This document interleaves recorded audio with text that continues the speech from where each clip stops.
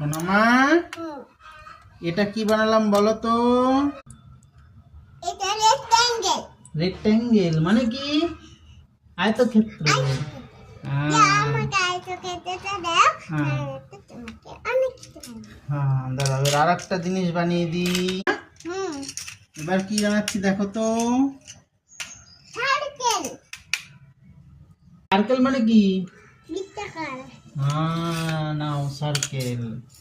এবার কি বানাবো বলো তোমার?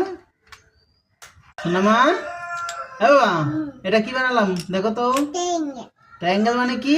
ত্রিভুজ। ত্রিভুজ। এবার কি বানাবো বলো মা? কি সোনামা, এই দেখো কি বানালাম। এটা কি বানিয়েছো? ঘর। ঘর?